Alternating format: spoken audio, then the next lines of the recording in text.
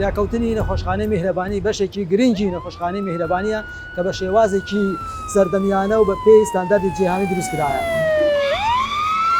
فریاکەوتنی میهرەبانی لە ڕووی ڕووبەرەوە لە ڕووی فراوانیەوە زۆر گونجاوە کە بە پێی ستانداردی تەندروستی و جیهانی دروستکرایە کە پێک دێت لە 14 قەروێلە و قەروێلەکان هەموو پێداویستیە کە نەخۆش پێویستی پێی دابین کراوە لە بۆی وەکو مۆنیتەر، سەکەر، ئۆکسجین واتە هەر شتێک کە نەخۆش پێویست پێبی لە بۆی دابین کرایە. لە ڕۆی ساردی و گەرمی زۆر گونجایە بە پێی کەش و هەواکان گونجاوە بە نەخۆش هەست بە بێزاری ناکات، هەروەها لە ڕۆی ڕووناکی و شێوە بە هەمان شێوە ڕەچاوی هەموو ئەو خاڵە نەکراوە کە زۆر گرنگن بۆ بەشی فریاکەوتن کاتێک نەخۆش داخل دەبێت لە بەش فریاکەوتن بۆی هەست بە ناخۆشی و ناڕەحەتی نەکات. فریاکەوتنی میهرەبانی لەلایەن کۆمەڵێک لە پزیشکانی نیشتەجێی دێرینی بەتوانە و پرۆفیشناڵ و هەروەها کۆمەڵێک لە پەرستارانی بەتوانە و فریشتە ئاساوە پێشوازی لە نەخۆشەکان دەکەن. فریاکەوتنەکەمان بۆ ماوەی بچە کاتژمێر کراوەیە و پێشوازی لە هەموو نەخۆشیێک و حاڵەتێک دەکەین و هەروەها هەموو جۆرە پسپۆرەتێکمان هەیە کە بە پێی خشتەیەکی دیاریکراو لە کاتی پێویستدا ئامادە دەبن.